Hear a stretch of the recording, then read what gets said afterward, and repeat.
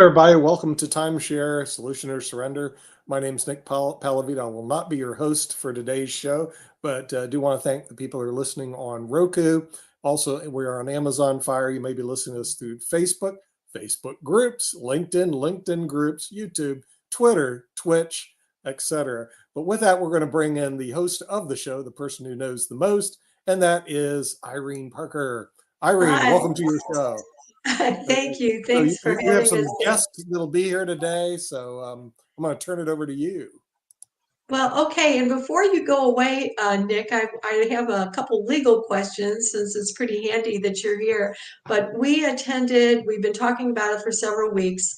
Last Thursday, Taya, our very first guest on Timeshare Solution or Surrender, active duty Army, and Carl, a prior guest who's a Westgate owner, we attended oral arguments at the 11th Circuit Court of Appeals in Atlanta.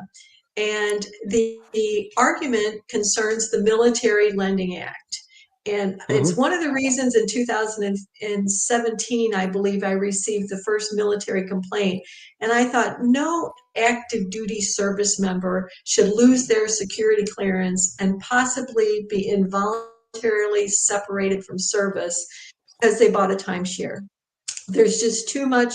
You can refinance because you're military. You're getting a special discount because you're military. And so the whole issue involves arbitration. The Military Lending Act prohibits arbitration.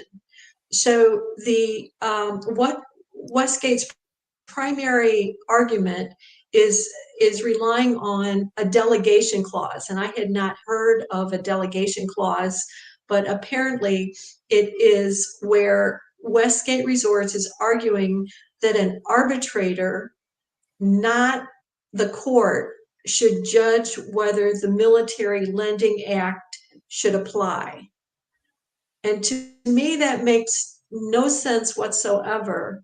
If the key issue is trying to allow the service member their day in court, because number one, the argument is, and we have a coming guest, attorney Michael Finn, that said arbitration in itself is not bad, but they're requiring you to have an arbitrator near the resort, which makes it difficult for those in the military that are deployed frequently.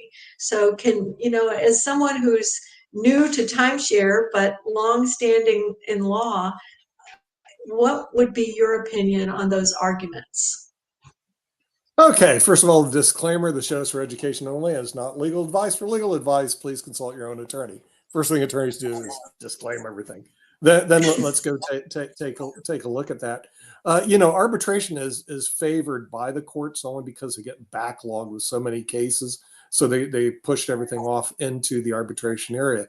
With that, they pushed a lot off into the arbitration area. With that, it's usually a contract between two people who agree to arbitration. But Irene, as you know, this is not really what's going on. It's not like you sat down with your attorney, I sat down with my attorney, and we negotiated an arbitration clause. No, what's happened is the contract is sent in front of the person, sign this, and in fine print, there is an arbitration clause that the other side is totally unaware of. They just forfeit all their legal rights and go that. Now, when you said delegation clause, there's no such thing in the Constitution. So I was trying to figure out what are they talking about. It had to be a delegation, quote, doctrine. What you learn in law school is there's doctrines out there. Now, what's doctrine? Doctrine is not anything that is written in a law or a regulation. It's based things made up by the court. In other words, some court decision, because we come from the old British common law system, which doctrine is what some judge said it was. In other words, they just make it up. So there is nothing really there, what they're talking about. So I did look through that. I looked at the Military Act, which is relatively new. And I'm going, I can see that the Timeshare is group. It looks like they're grasping for straws. I would not be surprised if they lose this one if they've already lost it. And I think on the 11th Circuit, I just went. There was a article published on ssrn.com. If you lost in the trial court, your odds of getting the trial court reversed is 24%. Your 76% chance if you lose in the trial court, you lost the case. So if you went to the 11th Circuit, my question is, who was the prevailing party at trial? Yes, that would be the plaintiff, the military plaintiffs, the Steins.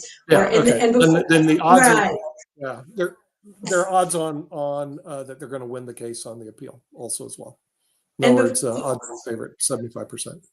Before we bring on our guest for today, the other thing I'd just like to mention is this applies to anyone in the military that bought a timeshare. So the vast majority of what's being sold today are non-deeded right to use points. So the deeded week, like we had, where it was Unit 58, we had to check in August 13th every year. You could see, feel, and touch it with a deed. You could argue that's real estate. But then Westgate has fixed weeks and floating weeks. And as attorney Mike Finn says, it gets fishier that it's real estate when it's floating weeks. So that was the other argument, that a timeshare loan is the same as a residential mortgage. And that's another thing I think Westgate lost that argument as well. But anyway, we have another military guest on, and we're pleased to have Earl and his wife Faith. And where's Raven? we have service dog Raven. He'll be coming and going probably throughout the show. And Earl, let's start with your military background. How did you serve in the Canadian Armed Forces? I joined in 1995 as a reservist military police officer, and in 1999 I went to the Air Force side of the house and became a wing airfield security specialist, and then was put in 2000, took my Red Force 6.5-month course, which is TQ3, Technical Qualifications 3 course, and then finished up my career in 2014 July. So I'm coming up on 10 years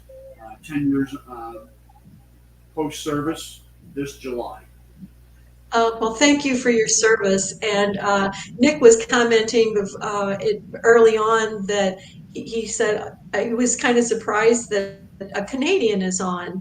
And, I go way back with Canadians. In 2019, a group of Canadians did a GoFundMe so I could attend their annual meetings at Wyndham, Carriage Ridge, and Carriage Hills, because they would not allow an exit under any circumstances. But you and I got together a few years ago, and I remember when I asked you to write down what happened to you, you said it was one of the most difficult letters that you've ever had to write, and you do have PTSD, hence Service Dog Raven helping out. But today's show is about the Mexican cartels, and there have been several articles. I've had several people send me articles about the Jalisco Mexican cartel, CJNG, Cartel de Jalisco Nueva Generación. So I guess that's the new generation of the cartel that are distributing fentanyl and timeshare exit scams in America.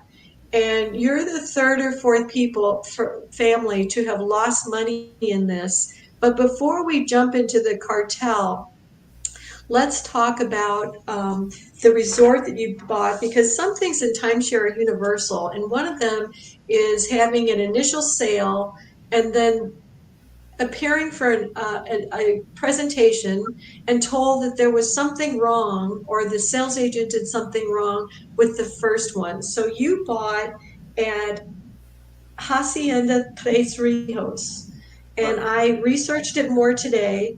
The holding company, there's 4 resorts in Cancun, 2 resorts at Riviera Maya, which is where you purchased, And I found on Timeshare Users Group, the admin Brian Rogers Tug has been a past guest.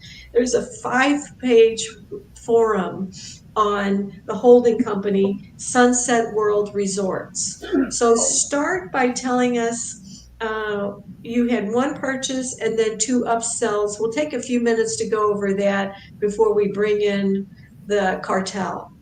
Okay. Just, I think it was 2014, the same year that I was getting ready to release from the CF due to medical, and basically we were invited doing to Tres Rios by friends of ours, and given the presentation, beautiful brand, beautiful staff. Was toted the line of how much do you spend annually on vacations? You can come down here, spend less than that. Here's what we have to offer. This is a piece of heaven. All the usual lines to draw you in and make you feel like you're a part of the family at home. The manager for that location, supposedly Edmonton, Alberta originally, and said basically that what they're going to do is we give our Canadian buyers interest free at and do this and do that. And so we bought it. It was actually very economical at the time. But the problem started when we went back, I think it was 2016, because 2015 I couldn't go. And so in 2016, we returned and we told my company, the staff that, oh, thank goodness you're here. You've almost missed your deadline. Head office is upset with us. They don't know how you got so many amenities in your initial contract amount of money. And so we are going to start looking at amenities from your original contract if you don't to this new contract. And so the only way to deal with it is you're being held hostage basically on the resort. If you go to request a rescindance within the 5 days, you have to leave the resort, do your paperwork, and send the registered people. Well, if you don't have the register, you can't get off the resort. How are you going to do that within the 5 days? Because they track you on the first 2 days of the 6-day stay. They've already got that figured out. That chances are you're not going to do anything with this. And then the next year we went to, they said, well, we want to put you in the owners group, which means that if you want to use this product in the future, we will buy it back at current rate. We're selling our to. And so we looked at it and said, well, this is maybe the out that we're looking for further down the road. And the next time we went back, it was like, no, we don't buy resort timeshares back. We don't do any of this. We don't do any of that. We go and speak with the management team.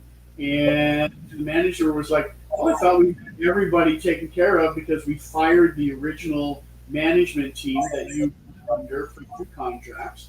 And we thought we had everybody after. And so when we got together with the management, they were like, yep, this is what we're going to help you with. And none of it happened.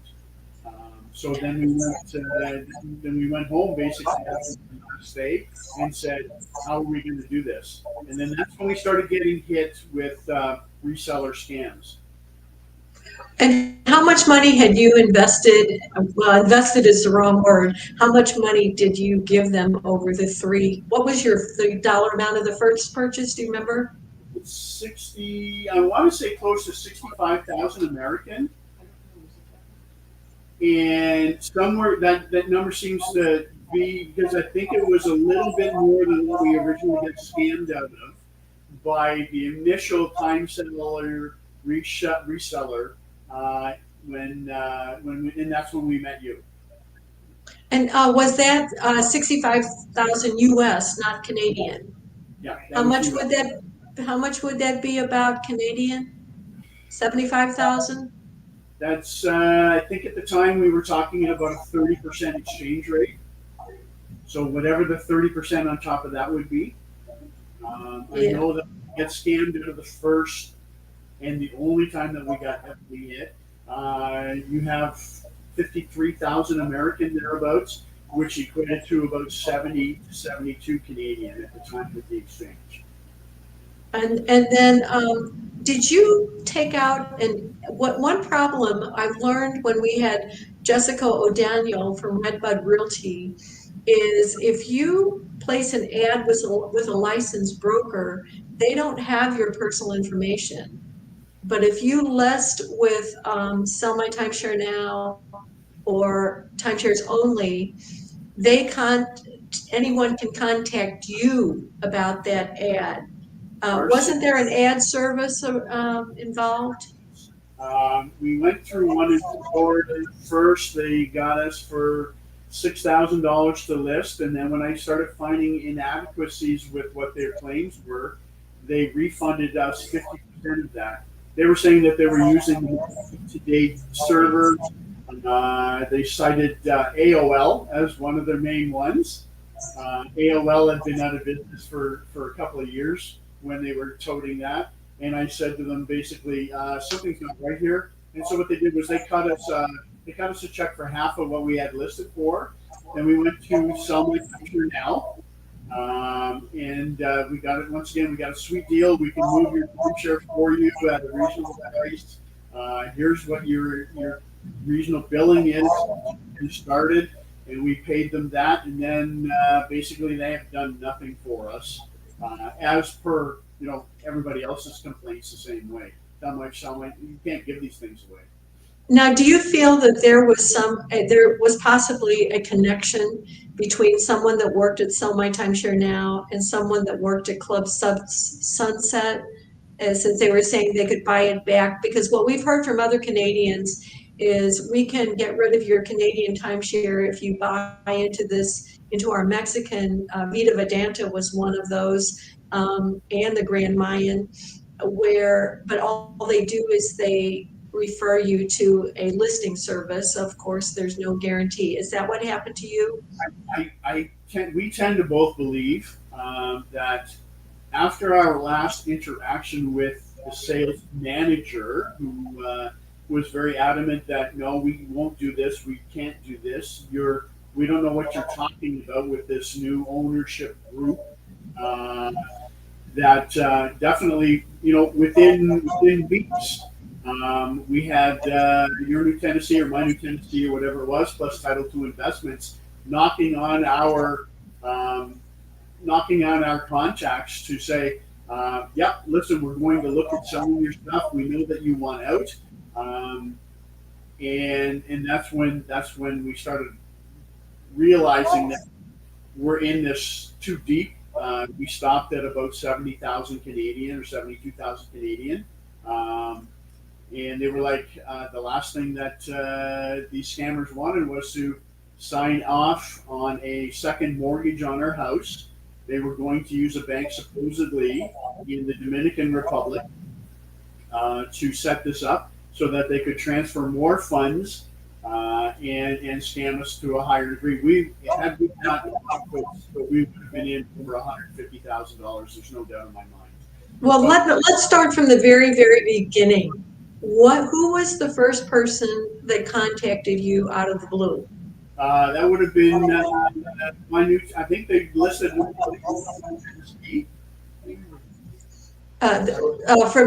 your New Tennessee. Okay. And so they say that they had a broker, which was Title II Investments, that they were working with to broker this deal. And here's the amount that we can get you for the sale of your timeshare. We know that we know that you want out, and so we never asked the hard questions that now we know. There are no taxes because you're not dealing with deeded property. You're dealing with an RTU or right to use, and so all of the extra what they call corporate weeks through Club Sunset. Basically are included with that. I think we have 21 weeks. If you could ever use them, I have no idea. We've never booked back again. But then it's just in one of the links that you have, you have the actual breakdown of every email and every transaction that we have. And so, yeah, they're very thorough. They kept stringing us along, and then finally it was like, well, the bank has seized these funds, thinking that it is money laundering, and so you'll have to pay the bank this amount up front, which is equal to what you have in the bank for this deal. And so we would have lost probably another $40,000 US to free up that locked out money that wasn't really even locked out because it didn't exist. Well, let's go back though. You received the first phone call, correct? And they said, oh, Faith, you did. Were you at work? Yeah. Well, And no, how would- it was on her cell phone, and then all of a sudden he started calling me at work, which I don't even know how he got my work number. But he called Well, me that's- the first time. And the That's only what I'm wondering, if they have your work number, would they have had that number at Club Sunset? yes. Okay, so this is why I'm trying to do the chronology here. So you received the first phone call, Faith, and that was to inform you they had a buyer. Right.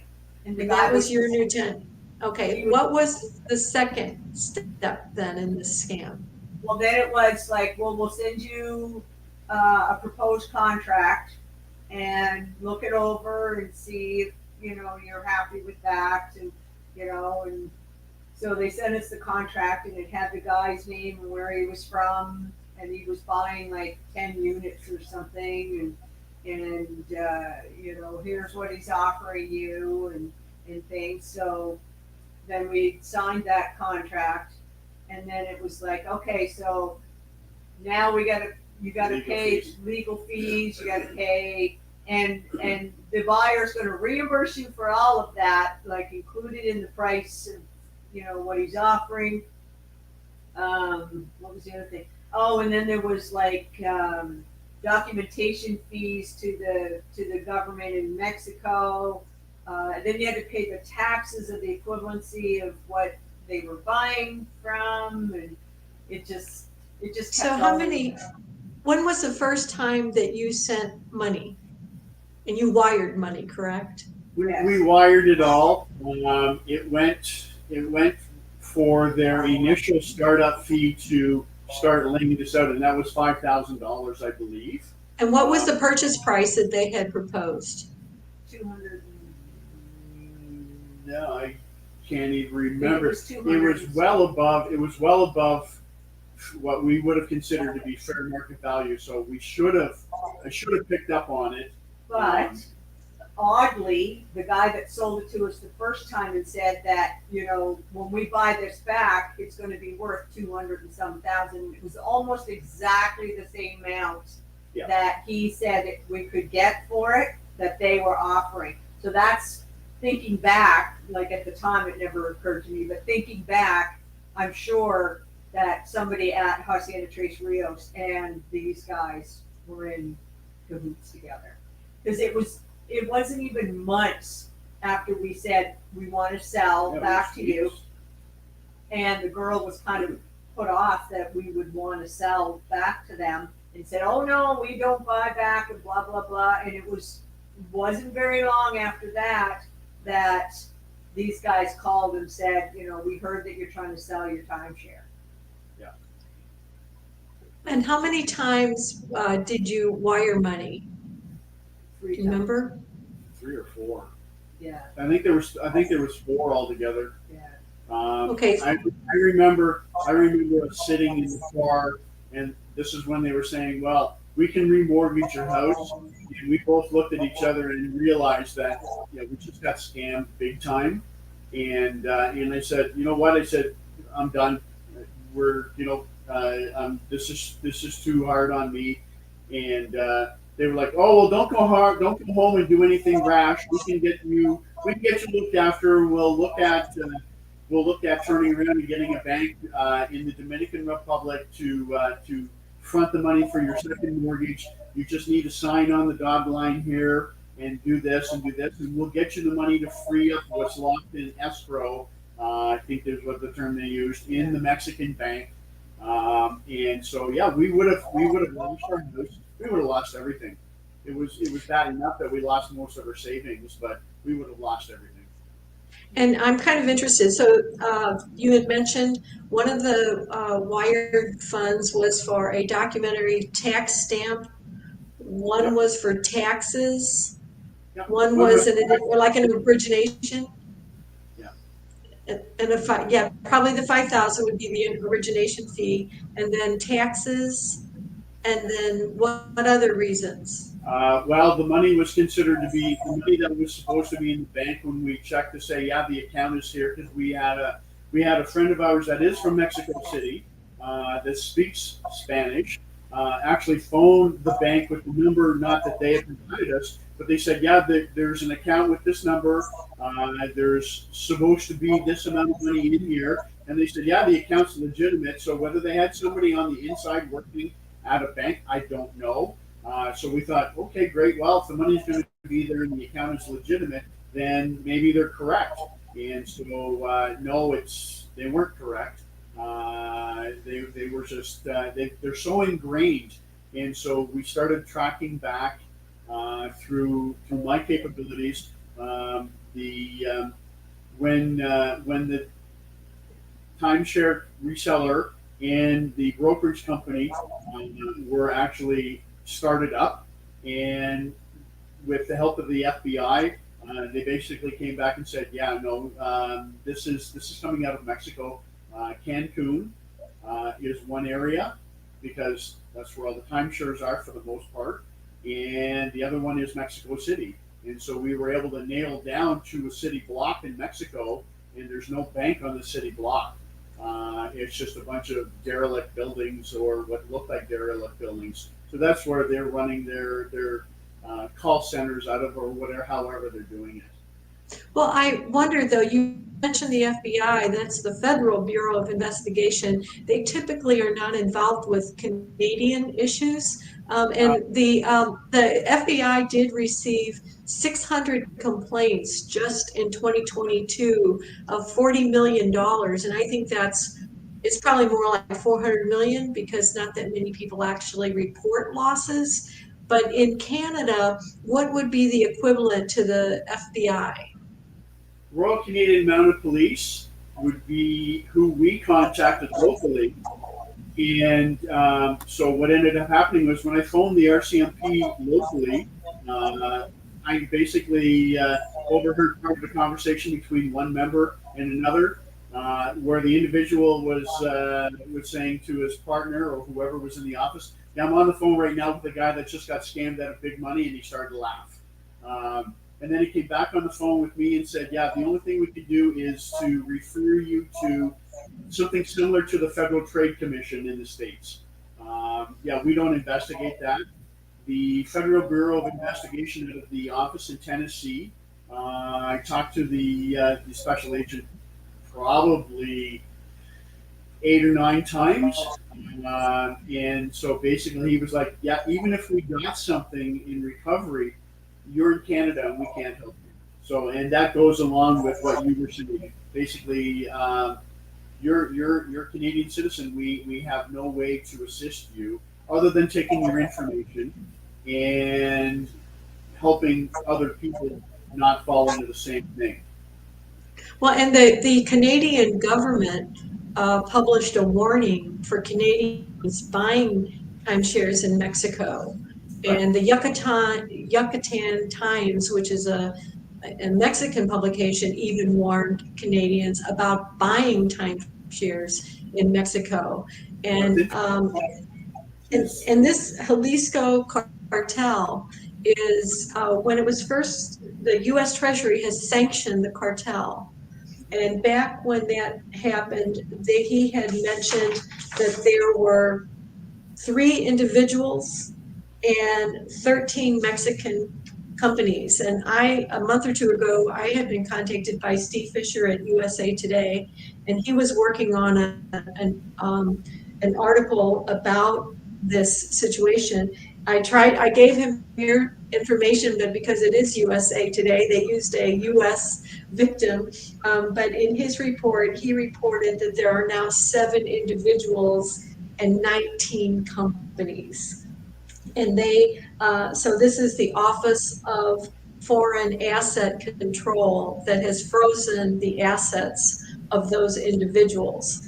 And, I always go back to treating the symptom and not treating the cause.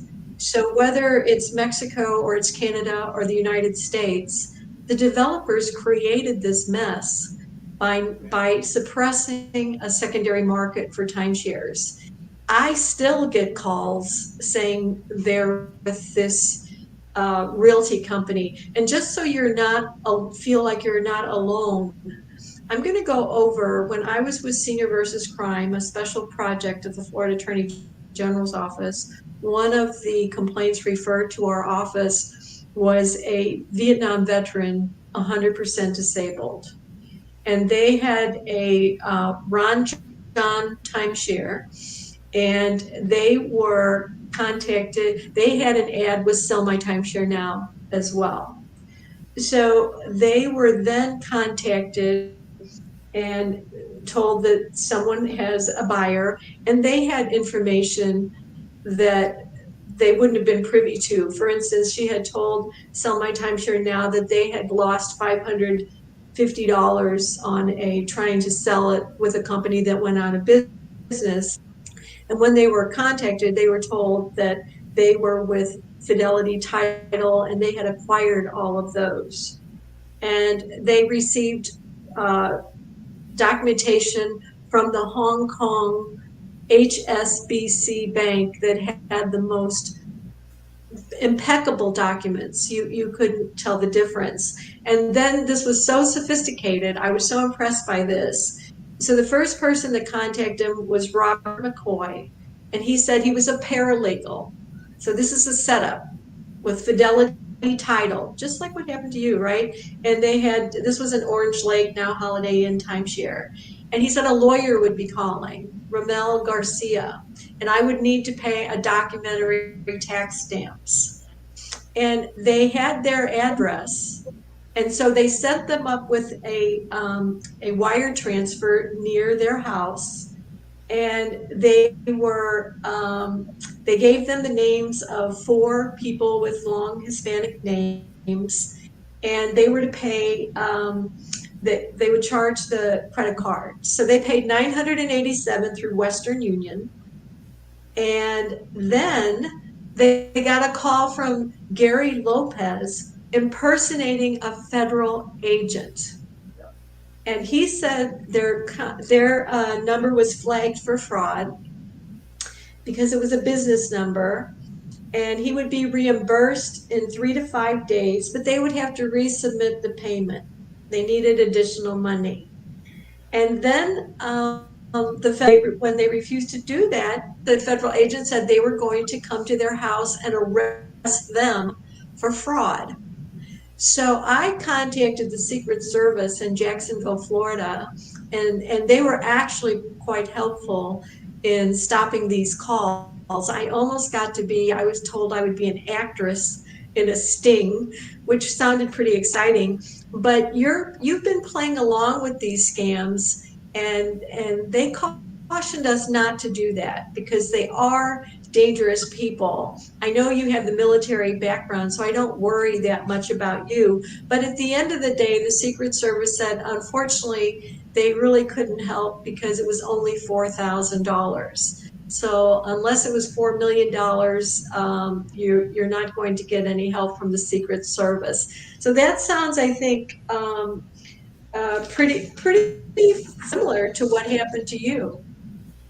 Well, and it's after that, your new tenancy and Title II investments incident. Interestingly enough, when we said enough is enough, we're done, we can't go any further. It wasn't a very long time after that we had another company reach out to us called Cub Alliance out of New York. And I had a friend of mine check out, and he said, "There's nothing on that floor." And then so basically, I shut them down pretty quick. Then it came out with think it came out with Lone Star Realty. Lone Star Transfer? No, Lone Star Realty. Because there's a legitimate Lone Star Transfer. Yeah, there is. But Lone Star Realty is out of someplace in Texas. Same sort of background pictures as my new tenant, your new Tennessee, and Cub Alliance. Same backgrounds, and then the same listing. UR Properties, and then we had another one after that called Boston Realty.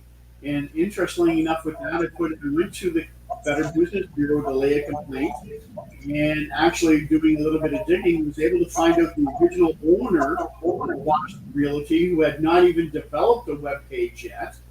He had registered his business, but had not developed a website for any of his listings. And so with the Better Business Bureau in Boston and myself, we reached out, contacted the individual that was the original owner for this site. And I conversed with that person maybe 6 or 7 times. And then, but it was the same thing. Same background picture of a city skylight, UR Properties, same layout. And most recently, Golden Globe Properties. And the person there has got a Spanish accent, much like everybody else, trying to buy your stuff. They come out with, here's the initial member offering of $70,000, let's say. We're going to take this into a meeting. We'll see what we can get you. Well, you just gave me the initial members offering of $72,000, I think it was for this one. I came back with $105,300. Are you happy with this? We were able to get you a little bit more.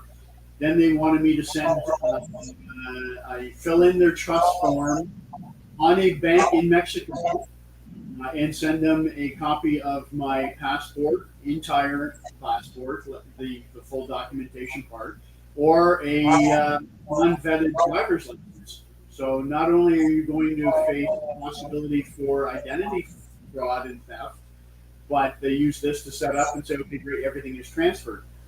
What I did with this one was I approached the bank itself because I noticed that the logos were different in font and in color on the trust document from what the actual bank is. And so when the bank got back to me and said, this is no way affiliated with us, we recommend that you do not send any documentation or click on any of their links. So basically I've just written back to them and said, I don't know why the bank would actually say that unless basically this is a scam. And but they always use we have to have this done by a certain date. We need you to do this today. There's a sense of urgency in all of this. If you just send us this, then we can proceed with this. And so what's interesting is I see your ticker tape on the bottom with Sell My Timeshare Now scam. But when I asked 2 of the companies out of the 4 now that have been charging us since the Title II investments, one that originally got us, 2 of the companies have come out and said more information from our company as well. Well, and Sell My Timeshare Now is a legitimate listing site. So people buy and sell on Sell My Timeshare Now, but the only problem is your information is out there for any of these scammers. So whether it's Timeshares Only or Sell My Timeshare Now or I think ResortNet. Yeah, that's. But what's interesting is I looked at the Your New Tennessee Better Business page from now. When you go, if I tried to search Your New Tennessee, I have that this domain is not secure. And then when I looked at the response from when we first started talking from Your New Tennessee, they said that they don't recognize the Better Business Bureau as an organization. Yeah. when they were trying to get them. Irene, there was also a local news channel that shortly after I started dealing with the Federal Bureau of Investigation, there's a local news channel in Tennessee that broke the story on Your New Tennessee. And that was 3.5 million, they had said, just Your New Tennessee alone. Yeah, just that one organization, which is why I said 40 million is just the tip of the iceberg here.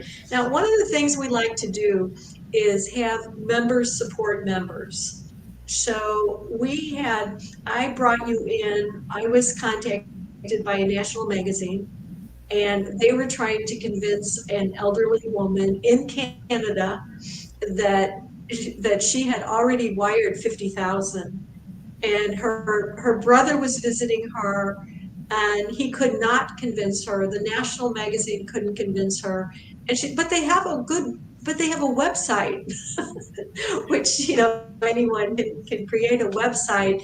And I think the only reason she didn't wire another 15,000 that following Friday was because I put her in touch with you, Canadian to Canadian, especially with your background. And I think you did some follow-up work for her, didn't you? I reached out to her and said, please do not forward anything more to these sort of entities, because you're never going to see anything. And sadly, here's our story, because they just keep coming and coming and coming, and they're relentless. And they'll use guilt trips. They're professionals. They're professional thieves. And so I'm glad to hear, because I didn't hear anything more back from that individual. I'm actually glad to hear that nothing else was further lost past that initial 50,000, which is huge. Right. And then in looking at this TUG forum, it was 5 pages on the Royal, what do we call it? The Royal Sunset Resorts. And they're so good at dodging the rescission period. Now, Profeco is the agency, we would reach out to the Consumer Financial Protection Bureau in the U.S., but if the equivalent organization is Profeco. One person, they're very good at dodging the rescission period. Okay, we'll set up a phone call with you on Thursday, and then Thursday happens, and your rescission period is ticking away. Did you reach out to Profeco? In this one case, they were good because it was so obvious they were dodging the rescission period. And I think Profeco focuses on that rescission period. What was your experience with them? We went to them, and basically we were told that we can do only so many things to help out the consumer. We're not whatever our decision is, it's not legally binding in Mexico. We're like a mediation service. And so Club Sunset basically came out and said, well, they never bought a timeshare from Tres Rios at La Herencia 2 in the end, which is a higher level within Tres Rios. They didn't buy their timeshare through Club Sunset at Tres Rios. They bought their timeshare at was it Royal Sunset in Cancun? Yes. And I'm like, we've never been to Royal Sunset in Cancun, and so we had already sent our full intact contract to the consumer protection agent that was heading up our file, and she said, and I drew that reference to say this is a complete lie. Here's their proof, and here's their claim, and here's where our timeshare is laying with. It's at Tres Rios in Playa area. And she was like, unfortunately, we can't do anything because of the fact that we have no legal clout. Well, and it's the commonality between the TUG forum and what happened to you, whereas this person wrote a very sophisticated report, and he referenced Article 56 of the Mexican Consumer Protection Law. And it's and there was also an article written about warning Canadians that you do not waive your rights to rescind. There was an article about that, and this is how they responded to this person on TUG, that that law, Article 56 about the rescission, that applies to timeshares. And you did not buy a timeshare, you bought a package of discounts. So, because I can go on any service provider and get a better price than I ever would have considered to get by buying a timeshare. Yes, and then the other thing, and maybe at the end of the show we can ask, this is kind of another legal question, I think, that we can't answer, but the this was collecting, that they say that I edited a book and I wrote the forward, a book for someone who was a Mexican timeshare expert, and he said any contract signed in Mexico is not enforceable in the US. But then I had an attorney that said if that may be true, but if the resort has a collection agency, as Club Sunset does in Miami or Las Vegas or wherever, then they can pursue that debt. And I just last week introduced you to another person who bought in Cancun. I checked in with him this morning, and he's received a call from ResortCom, and I believe that is the collection agent for Club Sunset in the United States. So, but you had no loan, right? And we have paid ours out. If I can go back, there's one piece of that documentation that was sent because you and I have been working with this other individual to try to see where we can sort of funnel him in for best support. I did notice in that any court action or remedies, I guess, that would be taken would be in the jurisdiction of Panama, It, which is Mexico, right? right. So it would be, and the jurisdiction is for any contestment is held out of Panama. So my question to that for individual was take a look at it because I'm not a lawyer. But at the same time, if you're going to have a collection agency doing your bidding in the United States, would not a recourse for that owner not be applicable in the United States as well? It's sort of a dual thing. But you can tackle me, but I can't go back at you in my own country. Is there a leeway for that? Is one of my questions. That's one of my thoughts would be. If you're going to take action against me legally in the United States of America because you have delegates there, would you not be able to, as a timeshare owner, take legal action against that company from Mexico in that same country, the United States? So I guess that's a question that I would have had. Well, and then we have the same thing with Canadians that buy timeshares in the United States. Mm-hmm. So as I understand it, if a Canadian defaults on maintenance fees, and Charles Thomas is based in the Canary Islands in Spain, so we always reach out to him. He's actually helping a family in England that were lied to, upgraded with a Marriott, and said, that it's almost impossible to enforce that. A loan, on the other hand, if a Canadian takes out a loan, we've had Canadians default on timeshare loans in Canada, and it hasn't been that big of an issue, but never say never, I guess. And what will be very interesting, this is kind of a two-part show, right? So we have you and Faith. I haven't seen Raven yet. We're on the screen. And before I talk about our next guest, John Cushman from we call his segment Crime Share because he's maintained a database. But I've helped over 300.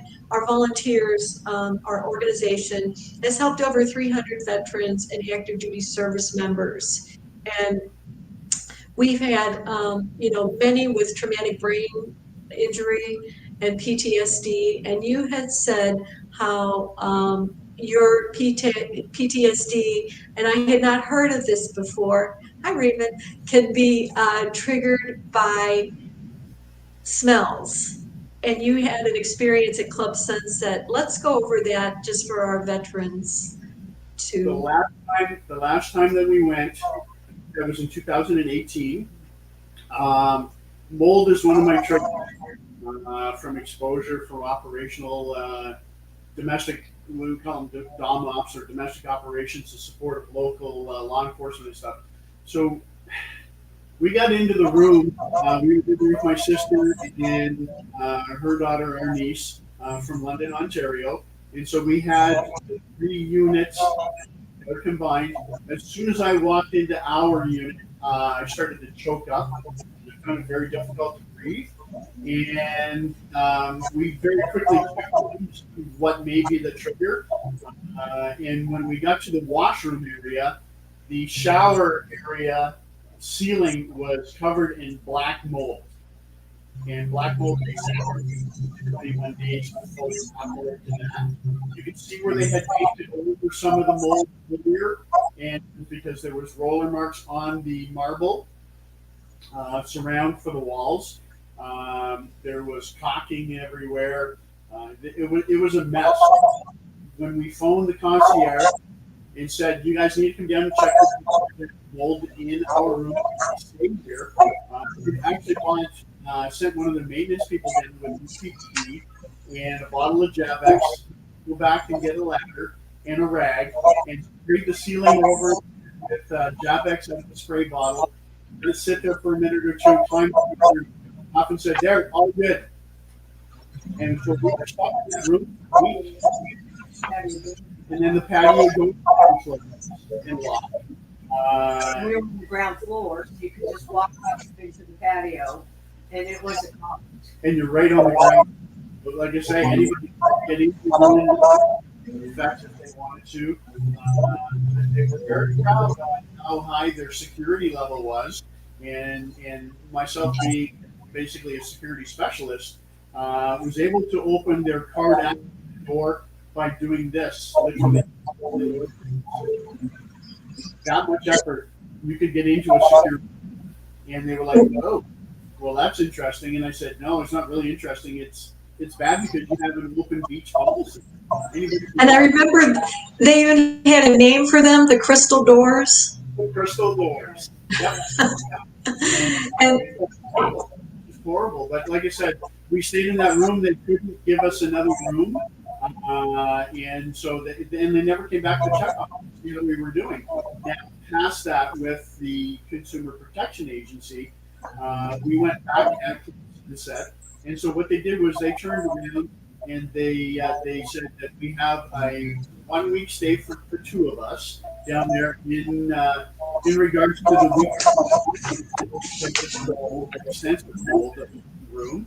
And they've actually waived out our maintenance fees and the big maintenance fee that happens every few years. So they did an addendum to the original contract. So we haven't paid any maintenance fees because we haven't gone down, but we paid the major 5-year maintenance fee, I think, which is probably close to $7,000 now for that one. That's their renovation fee.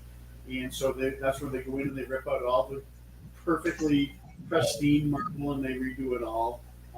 And so we haven't paid that either because they've actually waived that for all of the flat that we gave them. So they did sort of help us out in the end a little bit, but not nearly what we were hoping to do. are you still considered a member with them? We are. Oh my gosh. But you don't pay them any more money. I haven't paid them anything. I will not be going down. We will not be going down with Raven simply because of the fact that there's just too many unknowns, and I don't want to. We feel like if we were to get down there with no Raven, which I'm entitled to take apparently according to them, that when we get there, the authorities once we get checked in, they will have the regional or municipal law enforcement attend on site and will be arrested for some sort of violation. So I just that's another PTSD trigger for me, and I really don't think we're going to ever go back to Mexico. Wait a minute. Why would you be arrested? Well, because of all the flack that we would have. We just have this thought in the back of our mind that the way the Mexicans work, government-wise, with their policing and the way these guys, Club Sunset works, we just feel that their security would be compromised on site. We wouldn't be going down the application because of the heart that we've actually given them with everything in the last 5 years. Well, and I've actually heard accounts of people that basically were held hostage hostage at the timeshare presentation, and they were threatened physically if they left without buying something. Yeah. So, Yeah, you know, we really feel that because we've given them such grief and we took them to the protection place and all that, that even though they've given us an addendum where we don't have to pay our fees and stuff, we really feel that if we ever went back there, that we'd be in trouble.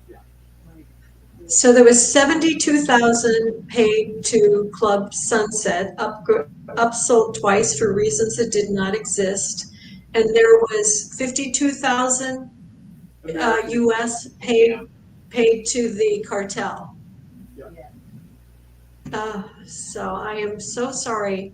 And not everyone will think beyond their own situation, and probably partly related to your military service of serving others, that I thank you for thinking beyond your own timeshare situation to be support for people that have found this, because people don't realize just how widespread this is, which is why I'm very excited about next week's guest, John Cushman from Timeshare Specialists, who has the most sophisticated database. We call his segment Crime Share because he has very detailed information. I think he has 117 organizations that are on his detail list. And I think we've got Nick back with us. Nick, can I ask you just one legal question, if you've ever heard of this? And as a pension manager, maybe you have, but if you sign a contract in Mexico and you are, say, a US citizen or a Canadian citizen, is that contract valid and binding? Because That's why you get a JD degree. It just depends. So the answer is generally yes, it is. In other words, if you have sign a contract in Mexico, it could be binding in the United States, depending what the contract says. In other words, you can, through, they call it the doctrine of comity. One country recognizes the other judgments and laws of another country. The other thing you need to check with is, of course, the treaties that exist between individual countries. So if you have to check, does the United States, let's say it was in Mexico, does the United States have a treaty with Mexico in terms of recognizing such things? Is the contract enforceable or void by public policy? For example, you sign a prostitution contract in Mexico and they say, well, it's legal here. And then you go to North Carolina, where I'm from, I live, well, it's not legal here. And then it may be void because of the public policy in the state. And hence, you have the JD degree. It just depends. But is it generally enforceable? The answer is yes, because of the doctrine of comity, that one country recognizes the judgments and the laws and respect the laws of another country. So that's the general answer. I think too, Club Sunset has their toes in Florida. So they'll say, well, you signed the contract with Club Sunset and they're an American company, so. well, it looks like we're winding down on our hour today. It's amazing how I'm always wondering if we have enough to talk about, and it seems like the time just flies by.